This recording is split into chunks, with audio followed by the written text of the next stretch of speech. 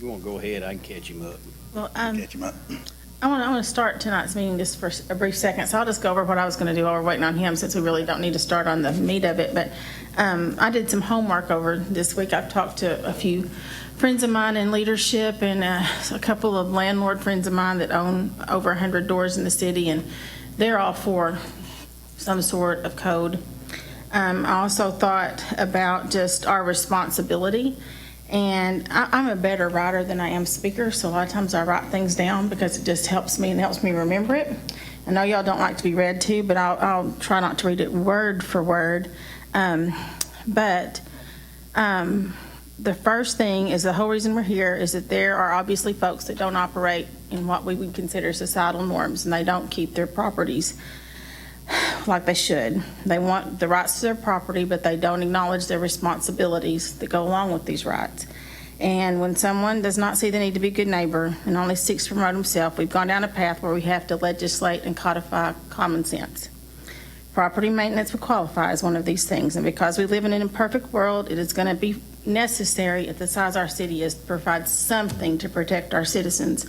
I read the JQuad study. I don't know how many of y'all have read the JQuad study, but it's 300 pages of sheer entertainment. Anyway, their recommendation, which also points, I know we're trying hard to be nice and not pinpoint certain segments, but rental properties were the highest problem in that study. I don't disagree.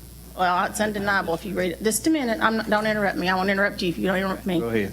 Anyway, they suggested that we have a rental registration program with fees.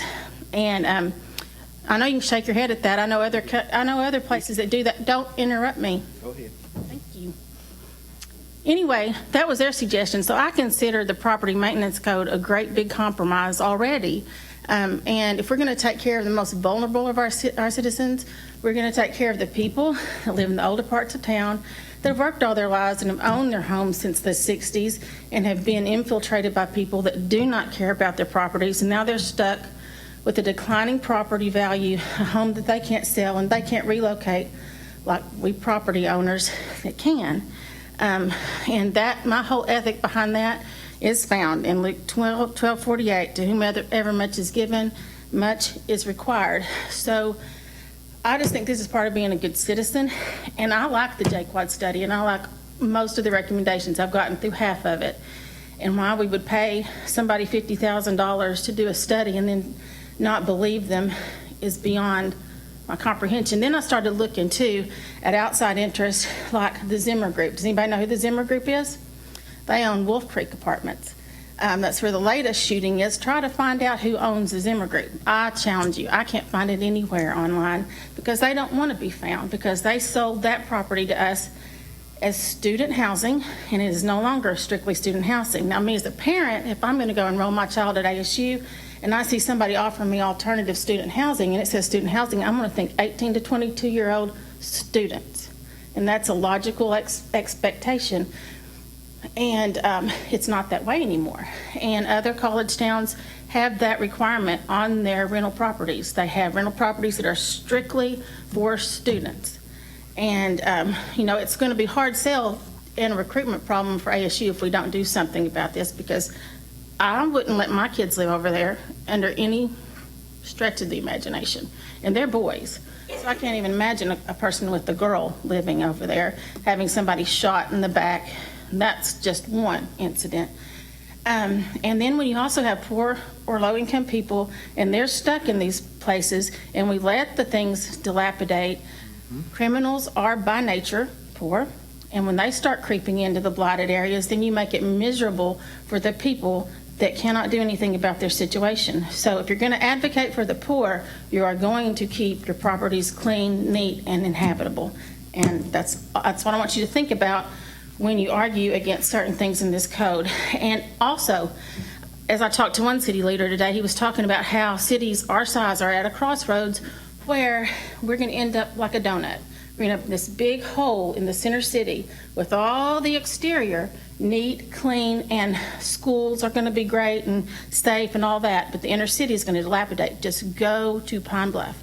My husband graduated there. When he graduated, it had one of the best high schools in the state, numerous National Merit Scholars, excellent facilities, and it has gone down the tubes because they didn't have any pre-planning. No pre-planning, no codes, nothing. It is falling apart. But all Whitehall, all those surrounding areas are booming. So we can either choose to be ostriches and stick our heads in the sand, or we can do something for our citizens and make sure that we have a plan. There's nothing wrong with the plan. We get in trouble when we don't have a plan. And I'm really passionate about this. I don't know if you can tell, but I'm really passionate about this. And I know people will disagree with me, and that's fine, and I'll be glad to listen to them now that I'm finished. Anybody else have anything you want to comment? I read some of the J-Quad thing too, and like you, it is entertaining. But I think you missed the point that it only looked at multifamily. It did not just look at multifamily. It didn't? It looked at all the houses? It drove through, now it addressed a lot of multifamily, but it also addressed single, it addressed all properties. Okay, it'll address rental property. It addressed all, well, it did a cursory inspection of all properties. If you applied some of those same standards to every home in Jonesboro, you'd have come up with the same percentages of disrepair. Well, and they need to be fixed too. I'm all for it to be. I don't disagree one bit. And there's nobody sitting on this panel tonight that will benefit more from a property maintenance code than me. There's no doubt, because my properties are kept habitable and clean and respectful. Right. I do that, and I understand that what you're going to end up doing is we will more or less punish the folks that don't take care of their properties. And I hate to say that's what it is, but to turn around and apply those costs to rental properties only, that's a disservice and probably illegal. Well, I said that's what their suggestion was. I didn't say that that's what I would, but I will say that Auburn, Alabama does that. They have a 1.5% rental fee for every single rental property, and they do not have this problem. But I don't say that that's our answer. I think a property maintenance code is our answer, but if we don't do something legitimate and do that, then I'm like all for it. I mean, so either this or that, one or the other. Well, a registration and a rental fee, any kind of fee, all it's going to do, the only thing it's going to do, I'm just going to pass it on. So I'm here in defense of my tenants as well. I defend my tenants, the cost of their housing. And if I've got another fee, it's just going to get passed on to them, and then there's an administration fee that's going to get passed on top of that. So my fees and my rentals will go up. Yes. And then that's going to provide fewer people with affordable housing. I agree with that. But I already pay my 1.5% in Auburn every month for my son's apartment. What I'm saying is if we don't pass this in good faith, then I'm like, back to the city council, do what they suggested. If we can't act in good faith and have a maintenance code that has teeth, that has punishment for repeat offenders. There was a whole section about repeat offenders, that it's the same people over and over and over again that the code officials are having to deal with, and they're not taking care of their stuff. And that costs money. We're worried about, Tim having to go to all these things, or Todd checking on them. Well, if we're worried about that, we would want repeat offenders punished. I do. I mean, that's who this is about, is people that cannot seem to follow the law. So my point is, this is a compromise from what the code of the people that did the study really wanted, and it's a great compromise. And it is complaint driven as opposed to inspect everything. Complaint driven is Tim can make the complaint. I've already brought that up. That complaint driven is a unanimous. Nobody has to say they're complaining. The city can be the one complaining. Yes, they can. Anybody can be the one complaining. So complaint driven is not necessarily citizens complaint driven. No. If just anybody on city council decides we're going to go pick on this guy, they can. I don't think they'd go pick on a guy. I don't think they will either. I'm sure this administration won't. But 20 years down the road, they have that option. Well, and that might happen, and then that would behoove the people of the city to reelect their officials. But we can't not pass it because we're afraid that somebody might act badly in 20 years. Right. You can't, Once again, I'm all not for it. move forward with something because you're afraid that 20 years down the road, I something agree. might happen. I 100% agree, but we've put so many little bitty things in here that it's going to drive you guys crazy. It is absolutely. big guys. If we didn't do any, if we did something that just took care of where 90% of the complaints are, you talk about a huge improvement over the city. Do something that's manageable. If Tim and them, they're already out there running their tails off just on grass, you know? Well, and that's already in that's already just, in there. that's crazy. That's all right. But I'm sure they would use their own discretion as to what they would be It's going going to be a out so triage much effort, on, that's you true. know? It's going to be triage. Danny's here, we can start. Biggest ones. Right. Dan's here. Had to go to Dan's here. Memphis. I don't mean to cut anybody off. That's I fine. think we're all here for the same purpose. We are. As to establish a plan Yes.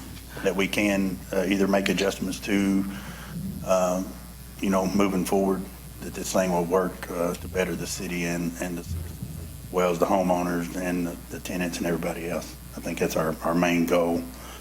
Since Dan is here, we will move on.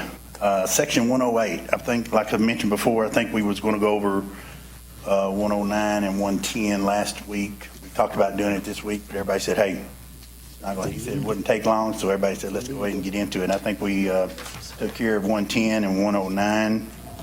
I think we'll read over 108. We'll try to work our way through that. Is everybody there? 108 is unsafe structures and equipment. 108.1 in general, it is when a structure or equipment is found to be by the code official to be unsafe, or when a structure is found unfit for human occupancy or found unlawful, such structure shall be condemned pursuant to the provisions of this code. And because we already have a condemnation code in place, I would suggest that we strike that 108.1. That's just a suggestion because we already have a condemnation. I move seeing how we already have a condemnation in place, we can strike this one. Second. One little bit of discussion, your condemnation codes that you have already are probably a little more defined than these are, right? Right. They are. Yeah, I agree. It's been moved and second. So we move to a vote? It's been All moved to those in second. favor? All those in favor? Aye. Any opposed? None seen? Okay. We move on. 108.1.1 is unsafe structures. An unsafe structure is one that is found to be dangerous to life, health, property, or safety to the public or the occupants of the structure by not providing minimum safeguards to protect or warn occupants of the event of a fire, or because such structure contains unsafe equipment or is so damaged, decayed, dilapidated, structurally unsafe, or such faulty construction or unstable foundation that partial or complete collapse is possible. Wouldn't 108.1.1 and .2 fall under the 108.1 that we just struck? Yeah, I'm thinking that all goes to the The whole thing. Yeah, condemnation. I think probably that whole down to 108 1.5. is probably dealing with condemnation. Condemnations? Okay. All the way down, the whole 101. Now, 108.2 is just closing a vacant structure, so we'd probably want to start there. Right there. Mhm. All the You way might through. ask Todd about that, but that's how it reads to me too. Because it's telling you then what unsafe structures need to be condemned. Does anybody, Which you've already got in your condemnation code. You've got everything from there all the way over to the top next page. Yes. To It's all 11 covered. in there. So that's all covered right there. So we just really struck all of that So, and allow your code to take over there, okay. We're yeah, talking all the way down to 108. all the way to 108.2. right. We're gonna move And you on. can check and make sure that we're right about Yeah, that. if we're wrong about that, we can bring it back up, but But we I had- read it. We had went through this previously, he and I, and that was kind of, we wasn't sure if we was going to leave all that in there or if that would be, you guys would consider that part of the We condemnation. trust your condemnation procedure. Yes. Okay. It's probably better. So, More applied to Jonesboro. I think that's encompassing what we've already voted on. okay, very good. 108.2. All right, so we've already voted to strike 108.1, we vote now to strike all the way to 108.2. Yes. Yes. Everybody, everybody agree on that? Yeah, all in favor, aye. Everybody in favor? Aye. Opposed? None? We like this. Okay. Moving right along, then we'll move over to 108.2, which is closing of vacant structures.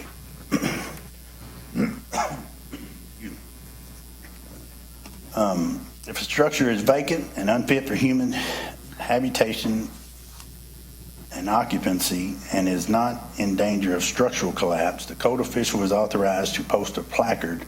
It says of condemnation, but I'm going to ask that we change of condemnation and put declares unsafe. That way it kind of takes it out of that condemnation, that same category we was in a while ago. But it says if not in danger of structural collapse. Am I missing that? Not in danger of structural collapse. Yeah, but it could still be declared unsafe, not based on structural, but Unsafe being, yes, maybe we'll hear it here in a minute. okay, go ahead. You know, Go ahead. not secured and everything else that goes Okay. with it. The official was authorized to post a placard stating that declaring unsafe premises and order the structure closed up so as not to be an attractive nuisance. Upon failure of the owner to close up the premises within the time specified in the order, the code official shall cause the premises to be closed and secured through any available public agency or by contract or arrangement by a private person, and the cost thereof shall be charged against the real estate upon which the structure is located and shall be a lien upon such real estate and may be collected by any other legal resource.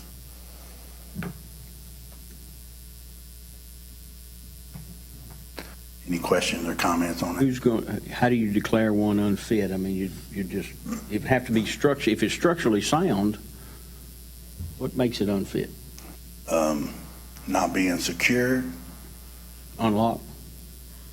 just a public nuisance where it's unlocked, people going in and out of there, kids playing in there. Right. Illegal Broken windows activity. and things. That's what you're preventing is illegal activity. I understand that. But one thing if you board up a house, that almost is attractive. Is there a timeline on? Yeah, is there a it says time? Vacant structures, is there a timeline? Yes, There's a, What is that timeline? the boarding up, we went over that last week. Boarding up is a A year. year. a year, after a year? Okay. Pardon? Yeah, but it said, this talks about closing of vacant structures. How long does it have to be vacant before this kicks in? Yeah, I think so. I don't know that there is a time frame, a minimum. I think once it's been noticed and declared unsafe or, There would need to be some, because I've had a rental property unoccupied for 6 months. leave light on. No, leave electricity on. But I try to have activity over there That's myself. something we But can, however, We can look at and try to get a time frame. If there is already one established, then we can pull it out on vacant structures. you need to have some type of,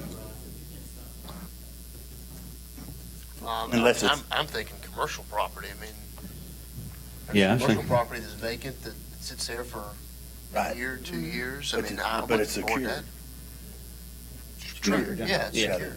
There's not any activity or anything going on, so it's not unsafe per se. And that's really what we're looking at, is unsafe. but not in failure of, not in risk of collapse. Yeah, there's some commercial property been unoccupied for 5 years, you know. But then again, it's still fit for, Right. If someone was to come in and want to take that over, they could, make they that. could easily do it. How long does the Coke plant stay open? You know.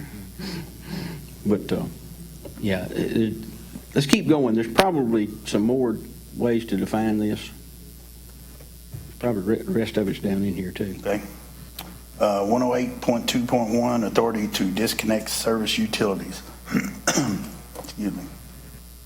The code official shall have the authority to authorize disconnection of a utility service to a building, structure, or systems regulated by this code in reference codes and standards set forth in section 102.7 in case of emergency where necessary to eliminate the immediate hazard of life or to life or property, or when such utility connection has been made without approval, the code official shall notify the serving utility and whenever possible, the owner of the building or the occupant of the building, structure, or service system of the decision to disconnect prior to taking such action. If not notified prior to disconnection, the owner or occupant of the building, structure, or service system shall be notified in writing as soon as practical thereafter. Any questions on that? I mean, If it's in danger of if it's a hazard and unsafe or whatever. hazard and unsafe and all that stuff, But even as a landlord, I'm unable to disconnect utilities with the temperatures at a certain Well, level out there if it's occupied. if it's occupied.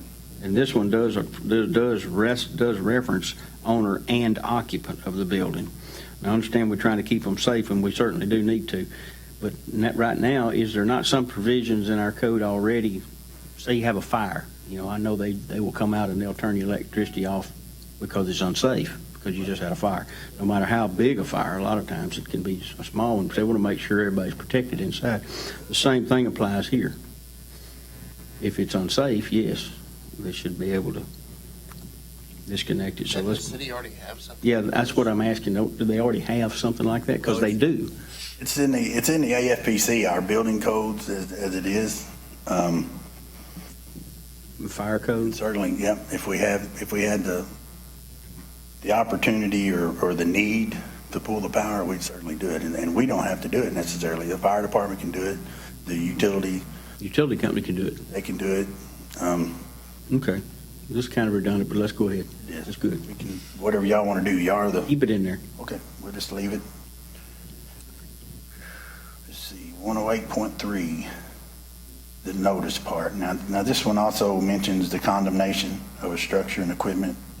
So I don't know if y'all have read over this part. If y'all want me to read it, I will, but I think it all the way through, as a matter of fact, the rest of 108 kind of pertains to, Were you suggesting a different terminology up in 108.2 when they referenced placard of condemnation? Did you have something different that you wanted to say? yes, instead of condemnation, it's just declared unsafe, a placard of declaring unsafe the premises. And What you're getting at there is you don't really want to condemn a building that's unsafe. That's safe. Condemnation leads to tearing it It's down. not structurally. If we Right. condemn it, or not condemn, if we declare it unsafe, that could be as just Salvageable.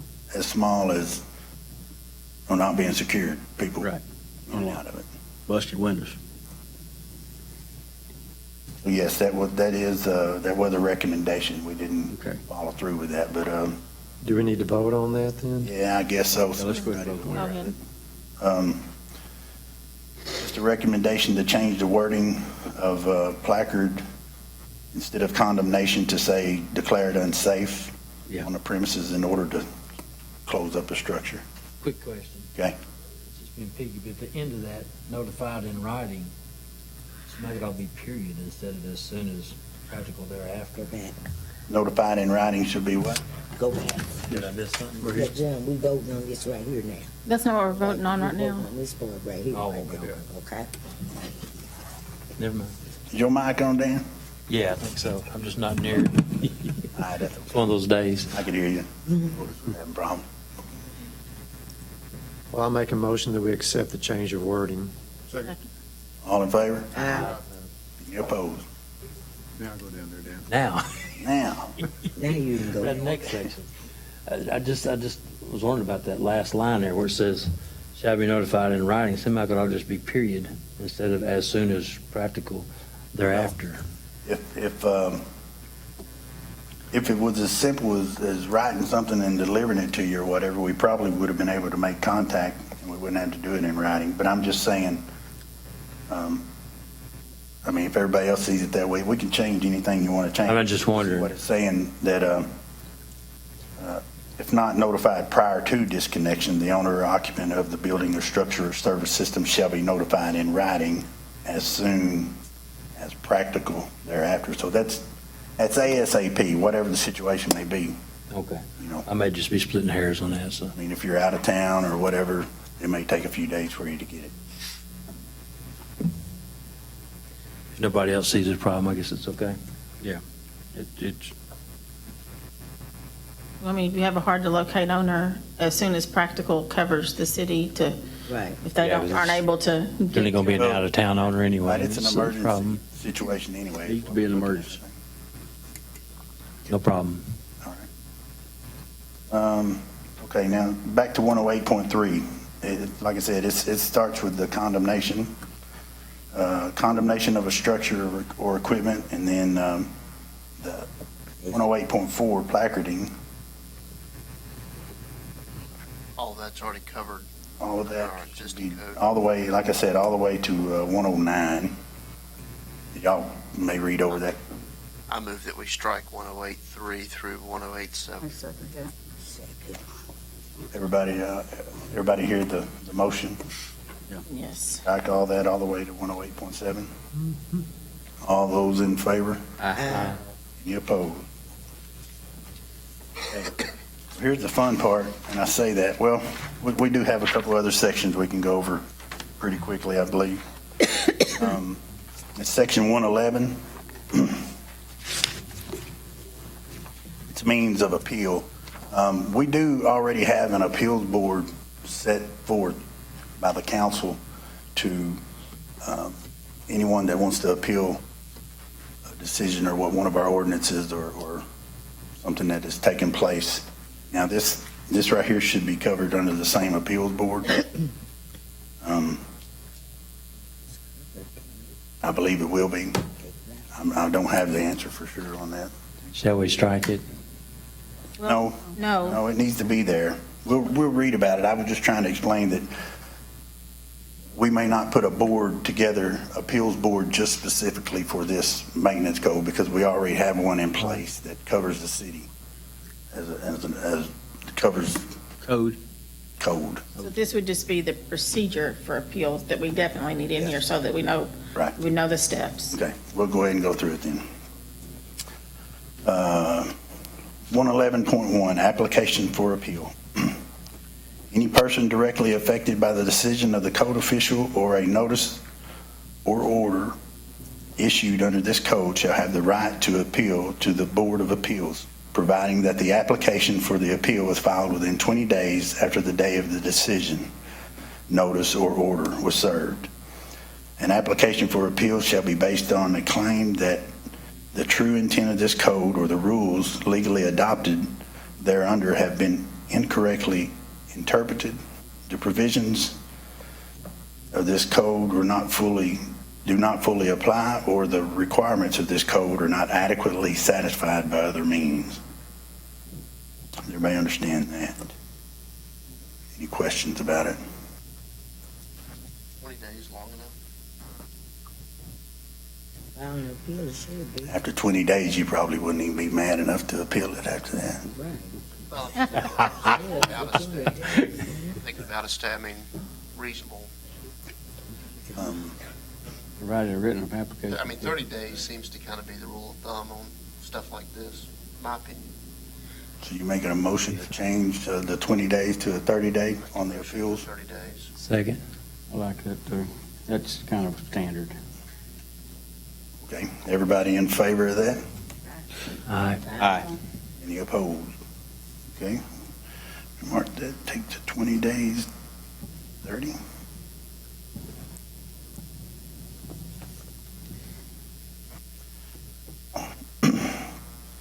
Okay, the next section is membership of board. The Board of Appeals shall consist of a minimum of 3 members that are qualified by experience and training to pass on the matters pertaining to the property maintenance and who are not employees of the jurisdiction. The code official shall be an ex officio member, but shall have no vote on the matter before the board. The board shall be appointed by the chief appointing authority and shall serve staggered and overlapping terms. There again, we already have a board in place. So, We have 5 members. I mean, it says 3, a minimum of 3, so we really, it just can't ever go below 3. is the other board a minimum of 5? They have 5.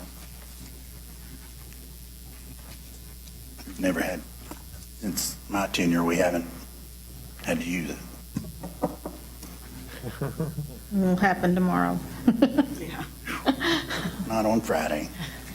Anyway, is there any other questions or anything about that part that y'all have? Everybody with it? We'll move on. Some of this stuff, it talks about alternate members, the chairman, disqualification, the secretary, and all that. All that is already in place.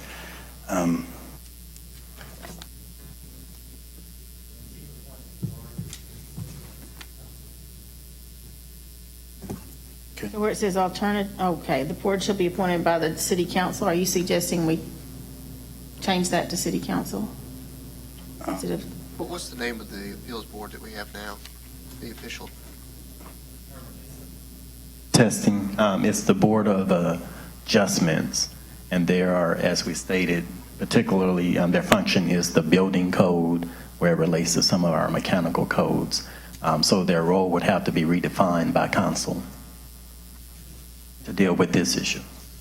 and they are, I take it from this, it says qualified by experience and training. They have the appropriate, That's why I'm saying that ordinance or resolution would have to be redefined to include this language. okay. They are reappointed on a rotating basis, so they could be updated. So we're just suggesting the chief appointing authority be revised to reflect, to be appointed by city council as recommended by the mayor.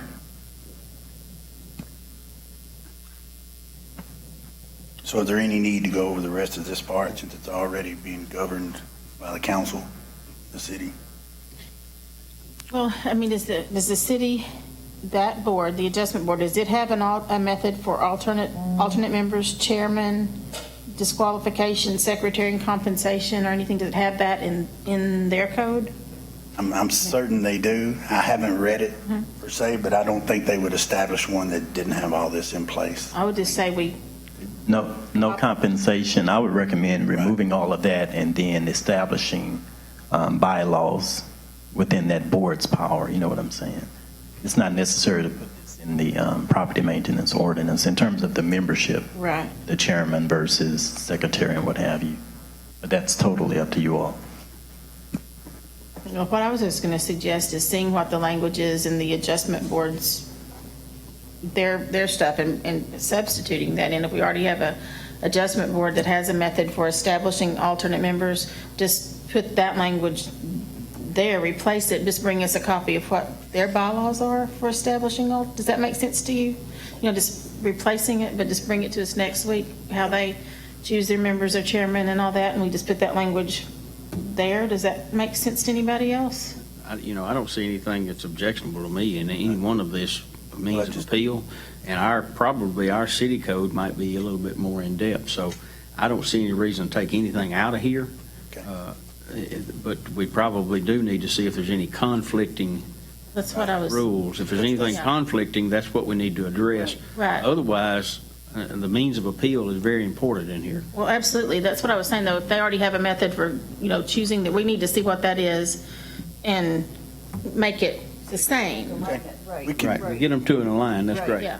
yeah, we can research that, pull up what we have as far as our appeals board Yes. listing. Yeah, because it is an important part of it, yes. Sure. We wouldn't want to pass it up by no means. We No.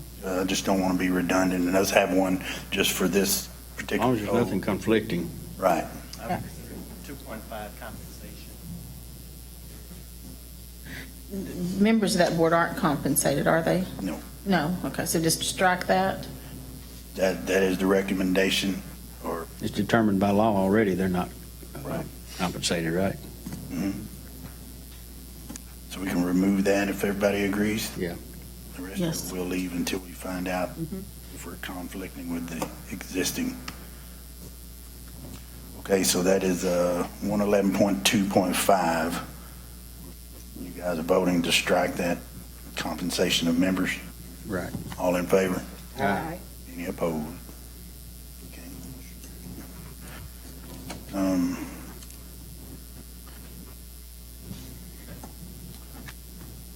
111.3, notice of meeting. The board shall meet upon a notice from the chairman within 20 days of filing of an appeal or a stated periodic meeting. I mean, the one's already established or one within 20 days. Is that 20 days something? That puts the onus on the appeal committee. Does this adjustment committee, does it already meet regularly, or no, since there's not many appeals, it doesn't meet regularly? Not that I. They have not met in years, so. Okay, that which is a because no good one- thing, I guess, but, Is that because no one's appealed, or no one's appealed? That's why they're not paid. I don't know about it. Not many, I don't think. I do know that there are a couple master electricians and a lot of people in the trade, in different trades that are on that committee. Before I've seen the list, so that part where it talks about at the top, where everybody would be professionals enough to make those. If 20 days is enough time to get them together, Should we just make that 30 also, to give them a little more time? It could be 20, we can make it 30. That's up to you guys. I would say 30. Get the pressure off of them. that way you can get your committee together. They will certainly meet before the 20 days or 30 days. They have that option, but Make a motion, we change that to 30 days. you get it around a holiday, it could be difficult. well, and if they don't meet regularly already, Right. having a sudden meeting might be a And problem. instead of notice from chair, just say notice, and that'll clear that up. Okay, motion. It's been motion and Chairman second. just noticed. 30 days. Yeah, okay. Let's give them 30. They'll certainly do their best to meet before 30, but Okay. There's been a motion and a second to change 20 days of the filing. I'll motion that. I'll make a Thirty. It's motion. already done. Okay. All done? Gotta be in favor. Want to vote? All aye. Everybody in favor? Aye. Anybody opposed? Okay. 111.4, open hearing. All hearings before the board shall be open to the public, the appellant and the appellant's representative, the code official, and any person whose interests are affected shall be given an opportunity to be heard. A quorum shall consist of a minimum of 2/3 of the board members. Kind of give you some detail on the hearings, I guess. Who all can be there. Everybody okay with that? Moving on. 111.4.1, procedure. The board shall adopt and make available to the public through the secretary procedures under which a hearing will be conducted.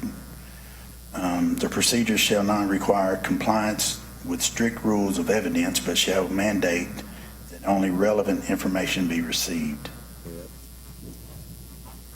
Makes sense to everybody? Moving right along, 111.5, postpone hearings. When the full board is not present to hear an appeal, either an appellant or the appellant's representative shall give right to request a postponement of the hearing. 111.6, board decision. The board shall notify or reserve the decision of the code official only by a concurring vote of a majority of the total number of appointed board members. 111.6.1, records and copies. The decision of the board shall be recorded. Copies shall be furnished to the appellant and the code official. 111.6.2, administration. The code official shall take immediate action in accordance with the decision of the board. Back up to 111.6. Okay? Says it can only be reversed by a concurring vote of the majority of the total number of appointed board members, but a quorum is defined as 2/3. Two-thirds. Am I missing something here, or? Sounds like, Present, yeah. We could change that wording there. It is kind of contradictory. Contradicts itself a little bit. So what is your suggestion? Let's say a concurring vote of the majority of the total number of board members present. Right.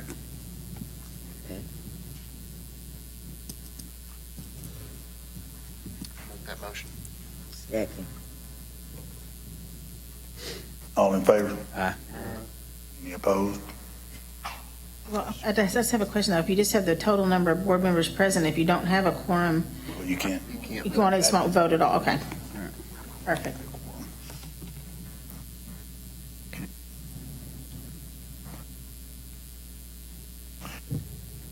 Okay, we're down to court review now.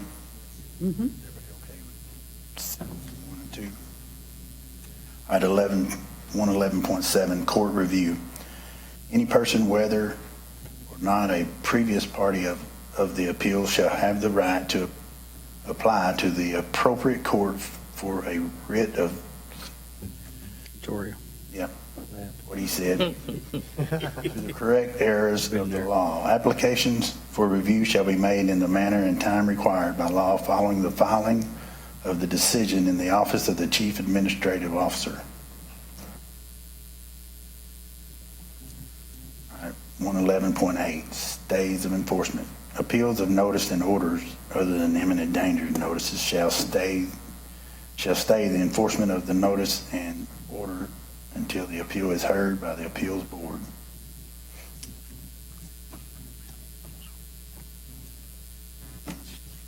Any other questions on that part? We'll move to section 112, stop work orders. And this is something that is already in the code books about the stop work orders, but we'll go over it anyway. 112.1, authority. Whenever a code official finds any work regulated by this code being performed in a manner contrary to the provisions of this code or in dangerous or in an unsafe manner, the code official is authorized to issue a stop work order. 112.2, issuance. A stop work order shall be in writing and shall be given to the owner of the property, to the owner's agent, or to the person doing the work. Upon issuance of a stop work order, decided work shall immediately cease. The stop work order shall state the reason for the order and the conditions under which decided work is authorized to resume. Yes. Yeah. You can, said it's already in the code. We do have, I'm sorry? You already have all of 112? Well, I got a question, though. If we don't have it specific to this code, will it really apply? I mean, to things that are in this code that aren't covered somewhere else? I would think, you understand what I'm saying? So the other codes cover different things. There are some things in this property maintenance code that aren't covered by other codes. So if you don't have this stop work order provision for property maintenance issues that aren't covered by other codes, and you don't have a stop work order, will that cover it? Right. And I can assure you that it's covered in all the other building codes. Okay. I was just curious, because I thought if it's, This whole section right there, actually. okay. Of course, the emergencies is where emergencies exist. The code official shall not require to give a written notice prior to stop work, and failure to comply. Any person who shall continue to work after having been served with a stop work order except such work that a person is directed to perform to remove the violation or unsafe conditions shall be liable to the fine not less than, not more than. I don't know the answer. I don't Do you have even that have fines in amount. your current, is there something listed in there already has a fine listed? There is failure to comply. It's usually, normally it doesn't. Doesn't get there. If they're cited and go to court, then the judge actually makes the call. Make a motion, we strike 112, or 112. Okay. You know, let's use the city's code already. Use the existing code that we have. Let's use the city's existing code. You've already got a good one that you're satisfied with. Let's don't complicate It's it. almost verbatim Probably in is. all the code book. Second. Okay, we have a motion to strike 112, stop work order. Everyone in favor of that? Aye. Any opposed?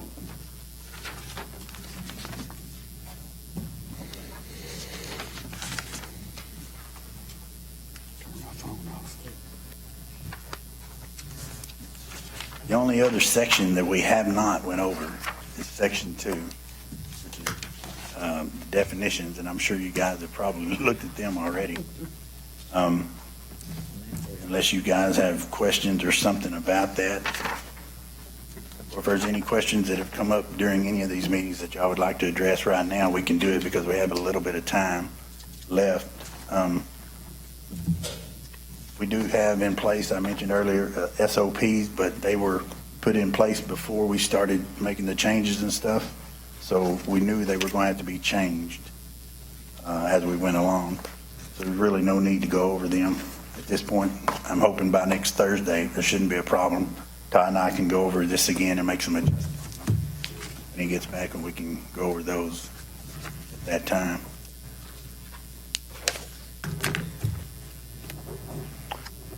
So next week, we'll just discuss whether we're going to adopt all the changes we've already made to be presented to the city council as we've made them. Yes. And discuss it. If there's some area we're lacking in, or we've missed something, or something we've overlooked, we can, like I said, we can make a date somewhere in between here and the council if we need to.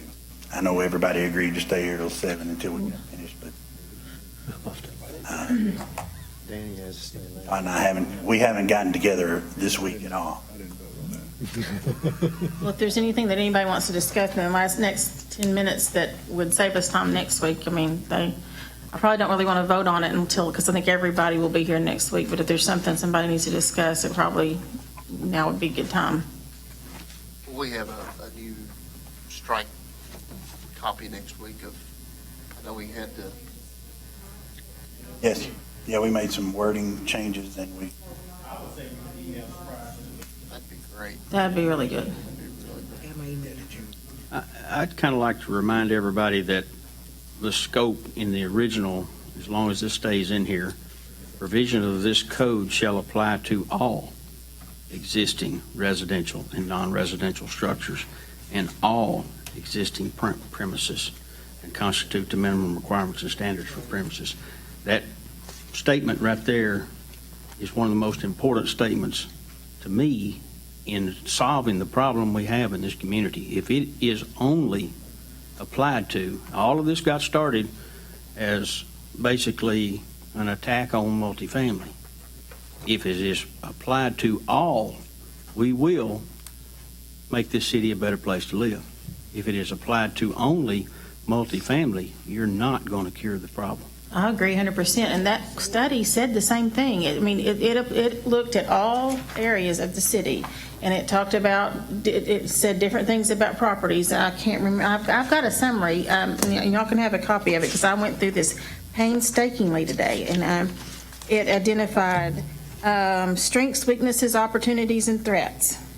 And one of the biggest problems is just blight and how the community is perceived. That's I would say, from what I've read so far, I like about 100 pages getting through the whole thing. But up to this point, just how the community is perceived. Like you think about when you drive into the university right now from the northeast and you see the trees and all that and the new facility, it looks really nice. Now, if they start tearing down trees to put 720 more units in there, I don't know what that's going to look like. I kind of have my doubts about what that's going to bring. That's a whole nother topic, if they're going to wipe out all the trees to do that. But anyway, it's a perception. And they say, if you have, things that aren't taken care of, like I drove by the neighborhood I grew up in today, and there is an apartment complex there, and it's just got sagging gutters. I mean, and a little bit of some stuff at the top that right now there's nothing you can do about it. But and it's in an area that is a problem area in here. It also has a lot of single family. In fact, they said most rental properties were single family. It says 42% of the rental properties are single family, not multifamily anyway. And this neighborhood has a lot of those in there. So it's surrounded by those, and it's also surrounded by some people that have lived there forever that haven't taken care of their property. So there's a big mix.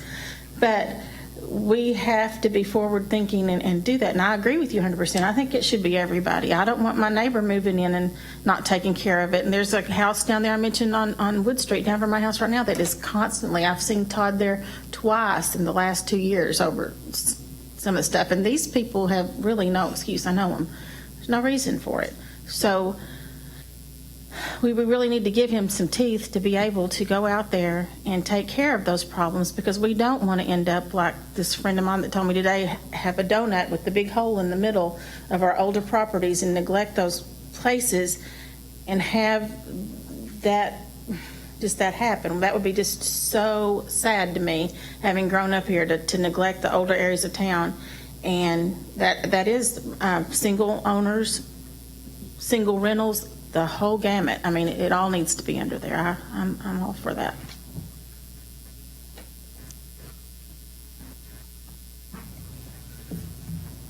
Part of the vision. I mean, you know, Absolutely. you're talking 10, 20 years down the road, how are they going to enforce this?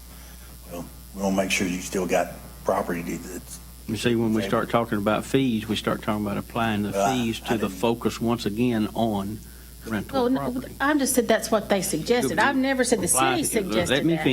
finish, okay, please. Okay. If I don't mind a fee, as long as every homeowner pays it too. Because remember what the scope says, all properties, commercial, everybody. So if you're going to charge a fee, don't single out rental property only, because this thing all got started with, the first thing they were going to do was apply only this thing to rental property. And 3 and more units is what it was multifamily. So, and now we've at least reached to the part where we are discussing that it's going to apply to everybody. Absolutely. I just said that was in the study. The study was done by an outside group, and I was just saying that's what they suggested. The city's never put that forward. I'm just saying other communities have done that when problems aren't dealt with on the front end. And also, you just have to deal with it on the front end. And this is a great start. And if we do this, it will give the city teeth to deal with people that aren't doing the right thing. And I was just saying that's what they said in the study. Hired by the city, and it was when the whole maintenance thing was focusing on rental property. That study was mainly because of the moratorium on building multifamily in Jonesboro. Well, and I wish that Doing moratorium. now, though. Right, but that's why the study was hired.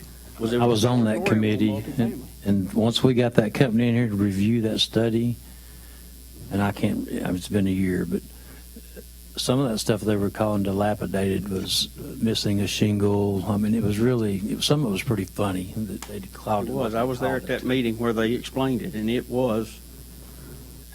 We have the problems, but I'm just saying, some of that study read, once you quiz those guys, it didn't fall with what they wrote down. It didn't. But we do have a problem. I didn't agree with. And I know we've talked about this before, but to me, the biggest thing you can do for this city is lower that grass down to 6 inches, because when you drive by that, you see it anywhere you're at in town, and that's the biggest eyesore to me, is grass, because 12 inches, that's crazy. I would agree with that also. 6 inches level. I was just waiting for us to finish up with this and say, okay, now can we talk about existing code? 6 Grass inches height, level 12 grass, inches, not that's- the yeah. tallest, but level. That's the biggest, to me, the biggest thing in Jonesboro needs to be done, more than this needs to be done. Oh, I don't agree with that, but I do agree that 6 inches is a lot better than the 12. Which And the reminds me, cities that I've checked into I cut my grass. are under 12 inches. the lot between Sears and Kroger, that doesn't fall under that thing that can have just unlimited height of grass, does it? Because it's not agricultural. Right. Well, I'm issuing a complaint about that. That is a disaster Right now, right now. I don't know who owns it, but I know whoever owns that expensive of a property can afford to mow it and clean it up. It's got rubbish. I mean, it's you'll have to call code enforcement. I'll call code enforcement. Do you want me to call code enforcement? You're kidding, okay. Not on Friday. Because I just think anybody that owns, I can relay the message, that's just but ridiculous. they are the one who would address Who that. maintains the ditches? Depends. The city. We do some. and then owners do something. There are ditches on the way to my house. Are horrible. Deep. They're horrible. Well, Deep. Mm-hmm. You have a hard time looking left sometimes. All I know is, ring that phone and let somebody know. You know, you may have to go 2 or 3 different offices before you get who you really need to talk to, but I can tell you about the ditches. That's actually being discussed right now while we're developing budgets for next year. Steve Tippett in the street department is looking at that very closely as to how much we're going to be able to afford, what we need to do in terms of looking at outside support and how we can work with it. One of the things we traditionally have done is used labor from Mississippi County to help with that, and that's going away. So we have to look at other alternatives. But if you have a situation, anytime you have a situation, you said something about having to look left. Anytime there's a traffic situation like that, traffic sightline or something like that, please let us know. Go to the website, click report a concern, call, email, something, because safety is always the number one priority on that. Rich, let me say something about ditches. I know we're jumping off subject, but I'm the representative of the Fairview Neighborhood Association over there. We've got a bunch of families that have been there since the houses were built. But, we were doing the ditches up Ray Street for years. We've been hearing we're going to cover the ditches going up Ray Street. It looks to me like we covered them to the end of Nettleton School District and quit. Now we're jumping over on the roundabout, and all my little old men and ladies over there are really upset because they were promised that to be covered, and boom, Yeah, now we're going to do a roundabout. David just asked me about that last week. I've got some mad little old ladies about that deal. So when you're putting a budget together, I'd try to follow through with the promise we've already made to do, get that handled for those people. well, with that being one of your concerns, it's, council meetings on Tuesday nights, you're always at the end, you have the opportunity to stand up and express, unless and you know a lot of them, so you can just call them straight up and ask them about that, but That's just, it's a concern. We've got people that are dedicated over there. We have monthly meetings, just like the West End and the Scenic Hills, But they feel like they're getting older and nobody cares about their voice because they don't have money. And that's the way they feel over. you have to be their voice, and I'm their voice, yeah, and I get to hear from them. well, I'm sure they appreciate that. I know I do. I appreciate all you guys for taking your time out to do this. I know it's a concern of everyone in the city, but you guys have been chosen to help bring this thing forth and move forward with it. And I appreciate it. As of right now, I was just going to say, maybe we dismiss. Yeah. We can go a few minutes early. Well, no, it's not early anymore. Okay. right on time. Right on time. We're right on time. Let's go to fair. Oh, Fair, well, they should I'd almost rather. Thanks, guys. Saturday.